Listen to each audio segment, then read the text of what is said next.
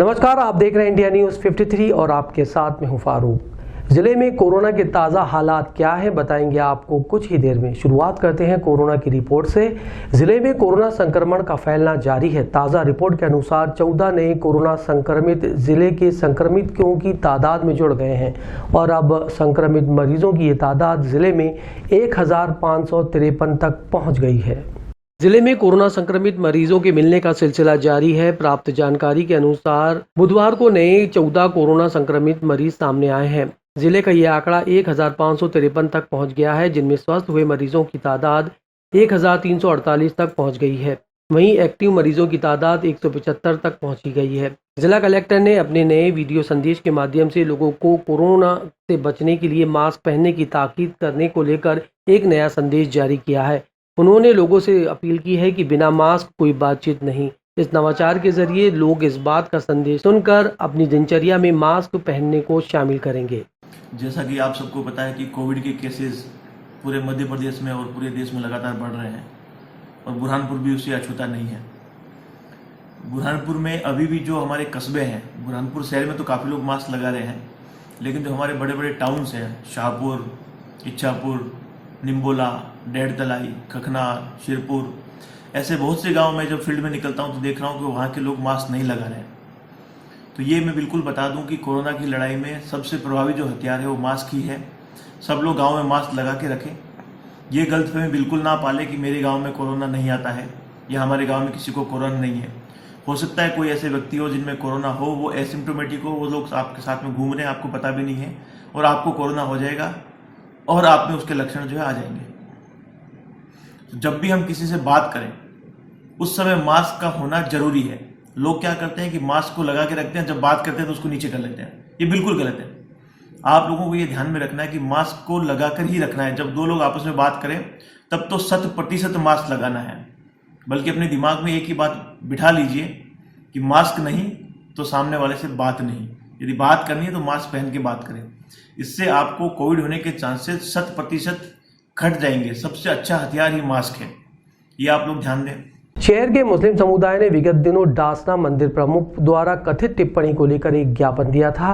वहीं देश में ऐसी टिप्पणी किसी भी धर्म के खिलाफ करने वालों पर सख्त कानूनी कार्रवाई के लिए कानून बनाने की मांग को लेकर एक बार फिर मुस्लिम समुदाय ने एक ज्ञापन दिया है। बीते दिनों मुस्लिम समुदाय के पैगंबर साहब के खिलाफ नरसिंहानंद सरस्वती ने अपशब्द कहे थे, जिसके विरोध में मुस्लिम समुदाय ने राष्ट्रपति के नाम SGM को एक ज्ञापन सौंपा है। दरअसल नरसिंहानंद सरस्वती ने मुस्लिम समुदाय के पैगंबर साहब के खिलाफ भड़काऊ और अपशब्द कहे हैं, जिसके चलते मुस्लिम समुदाय काफी आहत हुआ है। बुरहानपुर में मुस्लिम समुदाय ने राष्ट्रपति के नाम SGM को एक ज्ञापन सौंपा है, जिसमें उन्होंने मांग की है कि ऐसा कानून बने जिसमें किसी को भी किसी भी धर्म संप्रदाय के मानने वालों के खिलाफ कुछ भी आपत्तिजनक टिप्पणी करने का अधिकार न रहे और ऐसा करने वालों पर सख्त से सख्त सजा का प्रावधान भी हो। इसको लेकर मुस्लिम समुदाय ने एक ज्ञापन सौंपा है। दरअसल बीते दिनों यति नरसिंहानंद सरस्वती ने हमारे आका मोहम्मद रसूलुल्लाह सल्लल्लाहु अलैहि वसल्लम मुहसिन इंसानियत सल्लल्लाहु अलैहि वसल्लम की शान अक़दस में बेतहाशा गुस्ताखी की है और वो अभी भी कर रहा है। लिहाजा हमने यहाँ पर राष्ट्रपति महोदय महामहिम राष्ट्रपति को हमने यहाँ पर ज्ञापन सौंपा है और हम यहाँ उसके विरोध में आए हैं जो गुस्ताखी अल्लाह के नबी सल्लल्लाहु अलैहि वसल्लम के शान में कर रहा है। लिहाजा हम यहाँ पर ये ऐलान करते हैं और हमारी शिकायत दर्ज कराना चाहते हैं कि उसके खिलाफ सख्त से सख्त कार्रवाई की जाए और कोई ऐसा कानून बनाया जाए जो तमाम ही मज़ाहिब के जो जितने भी मज़ाहिब इस हिंदुस्तान में पाए जाते हैं और जो मज़ाहिब की शख्सियात है उनके खिलाफ अगर कोई भी ज़रा सी भी कुछ गुस्ताखी करता है तो उनके खिलाफ सख्त से सख्त कानून बनाना चाहिए ताकि किसी के अंदर ऐसी करने की हिम्मत आइंदा ना हो। लिहाजा हम यहाँ पर इसलिए जमा हुए। जिले में महाराष्ट्र राज्य से बसों के आवागमन को प्रतिबंधित कर दिया है, लेकिन जिले के ग्रामीण अंचलों में चल रही बसों में कोरोना प्रोटोकॉल का पालन नहीं हो रहा है। जिला प्रशासन ने भले ही महाराष्ट्र बसों पर प्रतिबंध लगा दिया है, लेकिन शहर के अंदरूनी और जिले के ग्रामीण अंचलों में चलने वाली बसों में कोरोना गाइडलाइन की धज्जियां उड़ रही हैं। भारत बस सर्विस की बस किस तरह नियमों की धज्जियां उड़ा रही है। बस में पूरी तरह सवारियां ठूस ठूस कर भरी गई हैं। सोशल डिस्टेंसिंग का पालन नहीं हो रहा है। बस पूरी तरह से नियमों को ताक पर रखकर संचालित हो रही है। जिला प्रशासन को इस ओर ध्यान देना चाहिए कि ऐसी बसों के खिलाफ कार्रवाई हो जो ग्रामीण अंचलों में महाराष्ट्र से आने वाले यात्रियों को बिना जांच के ग्रामीण क्षेत्र में छोड़ रहे हैं। स्थानीय बस स्टैंड की व्यवस्था की जिम्मेदारी निगम की है, लेकिन इसे व्यवस्था के लिए निगम राशि भी वसूलता है। लेकिन व्यवस्थाओं के नाम पर बस स्टैंड परिसर में लगे पंखों को कर्मचारी निकाल ले गए, जिससे गर्मी में यात्रियों की परेशानी बढ़ गई है। अंतर्राज्यीय पुष्पक बस स्टैंड पर नगर निगम द्वारा प्रत्येक बस चालक से रोजाना 10 रुपए की रसीद वसूली जा रही है, लेकिन सुविधाओं के नाम पर यहाँ कुछ नहीं।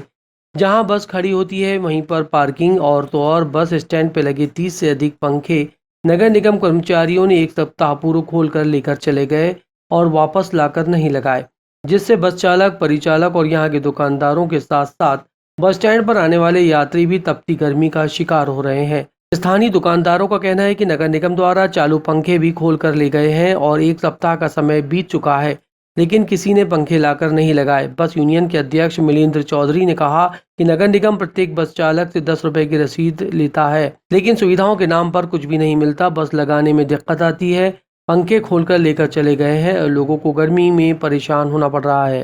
पर यहाँ का पंखा, यहाँ के तो सब आधे से ज़्यादा पंखे तो अच्छे ही थे, नए पंखे लगाए थे, आधे से ज़्यादा पंखे पूरे अच्छे थे। बाकी जो खराब हुए थे उनको ले गए, वो भी निकाल के लेके चले गए थे वो लोग। कितने पंखे तो लगभग होंगे 25-30? हाँ ज़्यादा होंगे, कम से कम समझ के चलो, फिर भी तो समझ लो 30 एक पंखे तो होंगे ही। सब खोल लिए? हाँ सब पूरे पंखे खोल दिए। क्या बोले? ऐसा पूछे तो ऐसा कुछ जवाब नहीं दिए।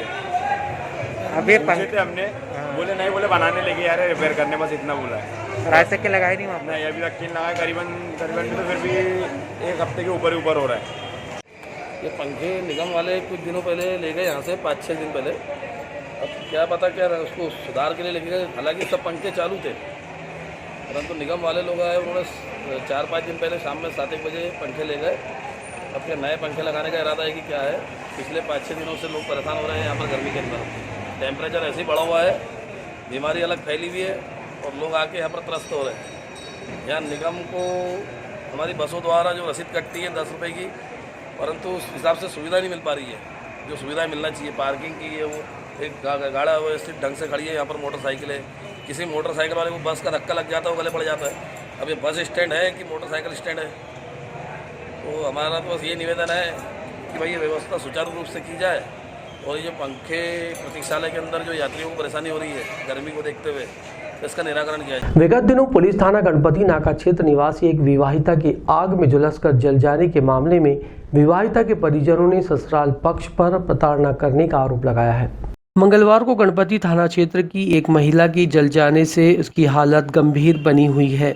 इसी बीच महिला के परिजन मायके वालों ने ससुराल पक्ष पर आरोप लगाते हुए महिला के जलने का जिम्मेदार ठहराया। गौरतलब है कि मुमताज निवासी आदिलपुरा झुलस गई थी, जिसे उपचार के लिए जिला अस्पताल में भर्ती कराया गया था।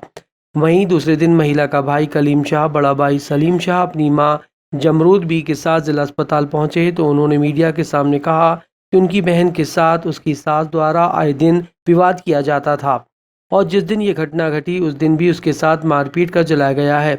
फिलहाल पुलिस ने पूरे मामले की जांच शुरू कर दी है। परिजनों का आरोप जांच के बाद ही पता चल पाएगा। सास के महीने में 2 महीने में झगड़ा होते रहता है। सुबह झगड़ा हुआ, 2 दिन से झगड़ा चल रहा था इन लोगों का, और 2 दिन के बाद में इन्होंने ऐसा सवेरे जाके 7 बजे मारी पीटनी से, 2 पीटनी उसको मारी, 2 पीटनी ने मारी। तो दोनों से एक लड़के और उसने राखेल डाल लिया पर छेद दी है बोले तुम्हारे घर में, तो उसके घर में छेद आई तो ऐसा दरवाजे में आके खड़े रह के पब्लिक को कोई बचाने के लिए आ रही, तो उनको नहीं बोलती क्या आप आओ मत बोले। भुसावल थे, भुसावल से हमको फोन आया बहन को जलाए बोले, अरे हमको इंसाफ, बहन को जलाए बोले, तो हमको इंसाफ होना हमारी बहन का। आपको क्या लगता है किसने जलाया? उसकी सास ने। क्यों? क्या मालूम, वो नहीं मालूम, झगड़े होते रहते उनके। खगनार विकासखंड के ग्राम सीरपुर के कुछ ग्रामीण महिलाओं ने राशन कार्ड सहित अपनी विभिन्न समस्याओं को लेकर जिला कलेक्टर से मुलाकात की। खगनार घनश्यामपुरा सीरपुर क्षेत्र के ग्रामीण संयुक्त कलेक्टर कार्यालय पहुंचे। इन ग्रामीणों का कहना है कि इनके पास जो राशन कार्ड बनाकर दिया गया है वो गरीबी रेखा के ऊपर का बना दिया गया है, जबकि सभी ग्रामीण गिट्टी खदान पर मजदूरी करते हैं। और तो और जो राशन कार्ड बनाकर दिया गया है उस राशन कार्ड में पिछले 6 साल से राशन भी नहीं मिला। इसके अलावा प्रधानमंत्री आवास योजना के लिए सरपंच सचिव ने इनसे 5,000 लिए हैं, राशन कार्ड बनाने के लिए 2,000 रुपए लिए हैं। इतना ही नहीं, ग्रामीणों का कहना है कि इनके गांव में पीने का पानी तक नहीं है। नल लगाने को लेकर कई बार सरपंच सचिव से बात की गई लेकिन कोई जवाब नहीं मिलता। ग्रामीण 2 किलोमीटर दूर से पानी लाने को मजबूर हैं और गिट्टी खदान वाले लगातार ग्रामीणों को धमकी दे रहे हैं कि आप लोग ये जगह छोड़कर चले जाइए वरना आपके घर जला दिए जाएंगे। अब ग्रामीण दहशत में है कि कोई अनहोनी हो गई तो इसका जिम्मेदार कौन होगा। इसलिए ग्रामीणों ने अपनी समस्या को लेकर जिला कलेक्टर से मिलना उचित समझा। इसके लिए ग्रामीण कई घंटों तक कलेक्टर कार्यालय में डटे रहे। पानी नहीं है तो क्या करेंगे वहाँ पे। हमने साल पे भी आवेदन दिया था, फिर कुछ नहीं हुआ उसका। साल पे भी आए थे हम पानी के लिए, नली नहीं लगाते तो क्या, ट्यूबवेल ही नहीं है। तो फिर कहाँ से ला रहे पानी? पावड़ी से। पानी की समस्या है, पीने का पानी नहीं है हमारे वहाँ, 2 किलोमीटर दूर से पानी लेके आना पड़ता। अच्छा। अब दिन भर तो हम खदानों पे काम करते हैं, पीने के पानी की समस्या है, कोई सुनवाई नहीं हो रही है। 2 साल से हम भटक रहे इधर उधर। अच्छा, तो ये आप लोगों को राशन कार्ड भी बना के दिए गए, राशन नहीं मिल रहा? उसका राशन भी नहीं मिल रहा हमारे को, और मकानों के पट्टे के लिए 2-2 हज़ार रुपये, और ये बीपीएल के कार्ड के लिए 5-5 हज़ार रुपये लिए हमारे से। 3 साल हो गए हमारे को, नहीं तो पट्टे दिए गए और नहीं बीपीएल का राशन कार्ड दिया गया। खंडवा में जय हिंद डिफेंस ट्रेनिंग ग्रुप द्वारा 2 वर्षों से सेना और पुलिस भर्ती के उम्मीदवारों को निःशुल्क ट्रेनिंग दी जा रही है। विगत दिनों देवास भर्ती में चयनित युवाओं का ग्रुप द्वारा स्वागत किया गया। खंडवा जिले में जय हिंद डिफेंस ट्रेनिंग ग्रुप द्वारा विगत 2 वर्षों से सेना और पुलिस भर्ती को लेकर निःशुल्क फिजिकल ट्रेनिंग दी जा रही है, जिसमें विगत 2 सालों से खंडवा जिले के कई युवा भारतीय सेना में चयनित भी हुए हैं। आज पुलिस ग्राउंड खंडवा में प्रातः 7 बजे देवास आर्मी में भर्ती चयनित 16 जवानों को सम्मानित किया गया। सम्मान समारोह में मुख्य अतिथि के रूप में पुलिस लाइन आरक्षित निरीक्षक पुरुषोत्तम विश्नोई, विशेष अतिथि के रूप में ट्राइबल असिस्टेंट कमिश्नर विवेक पांडे, यातायात सूबेदार धर्म सिंह जामोद, जिला चिकित्सालय शिशु रोग प्रभारी डॉक्टर कृष्णा वास्केल, डीपीएम शिवराज सिंह चौहान, अमरजीत कुमार, रोहन रोकड़े, जितेंद्र भाई, देवास भर्ती में चयनित जवानों को फूलमाला पहनाकर सम्मान किया गया। साथ ही स्मृति चिन्ह भी भेंट किए गए। जय हिंद डिफेंस के अध्यक्ष प्रभु मसानी ने बताया कि खंडवा जिले में युवाओं को भारतीय सेना और पुलिस विभाग के लिए निःशुल्क ट्रेनिंग दी जा रही है, जिसमें युवाओं के दिलों में राष्ट्रभक्ति और देश प्रेम जगाना है, जिससे खंडवा जिले के अधिक से अधिक युवा देश सेवा के लिए आगे आए और खंडवा जिले का पूरे देश में गौरव बढ़ाएं। इंडिया न्यूज़ 53 के लिए मनीष गुप्ता की रिपोर्ट। जय हिंद डिफेंस ग्रुप से 16 बंदों का सिलेक्शन हुआ है। इसके अलावा सीआरपीएफ में 2 बंदों का हुआ है, और हमारी दिल्ली पुलिस के अंदर एक ने रिटर्न निकाल चुकी है, हमारी गर्ल्स है लक्ष्मी। ये तो काफ़ी बहुत ही ज़्यादा चुनौतीपूर्ण होता है, क्योंकि जहाँ तक है 350 बच्चे और 400 बच्चों में से एक साथ दौड़ा रहा है, और उसमें से अगर 3-4 बच्चे या फिर 5-7 बच्चे लिए जाते हैं तो बहुत ही ज़्यादा चुनौतीपूर्ण होता है और बहुत ज़्यादा संघर्ष करना पड़ता है। कड़ी मेहनत की ज़रूरत होती है, तभी बंदा निकाल पाता है। बाकी सोल्जर्स को एक ही संदेश देना चाहता हूँ कि कड़ी मेहनत करें, लक्ष्य आपके सामने है, मंजिल अपने आप पार हो जाएगी। आगामी चुनाव को देखते हुए खंडवा में कांग्रेस कार्यकर्ताओं के बीच सरगर्मियां बढ़ गई है। बुधवार को स्थानीय गांधी भवन में बैठकों का दौर आयोजित किया गया। खंडवा में आगामी नगरीय निकाय चुनाव और लोकसभा उपचुनाव को लेकर कांग्रेस की सरगर्मियां तेज हो गई है। इसी को लेकर आज शहर के गांधी भवन में कांग्रेस की विशेष बैठक आयोजित की गई, जिसमें ग्रामीण और शहर की अलग अलग बैठक आयोजित हुई और अलग अलग चर्चा की गई। आगामी दिनों में लोकसभा उपचुनाव होने हैं और नगरीय निकाय चुनाव भी। इन सभी मुद्दों को लेकर कांग्रेस के पदाधिकारियों से चर्चा की गई। ये बात राष्ट्रीय सहप्रभारी कुलदीप इंदौरा ने पत्रकारों से चर्चा के दौरान कही। उन्होंने कहा कि चुनाव के समय सभी को अधिकार होता है कि वो अपनी अपनी दावेदारी पेश करे, लेकिन जिले की जो टीम होती है, जो पदाधिकारी होते हैं, वो चयन करेंगे और जो नाम निकलेगा उसी को अखिल भारतीय कांग्रेस कमेटी द्वारा चुना जाएगा। प्रत्याशी के तौर पर मंडल स्तर पर भी कमेटी बनाई गई है। बूथ लेवल पर कांग्रेस मजबूत हो, इसके लिए भी कार्य किया जा रहा है। बुरहानपुर में कांग्रेस से लोकसभा उपचुनाव उम्मीदवार के तौर पर विधायक सुरेंद्र सिंह की पत्नी का नाम सामने आया है।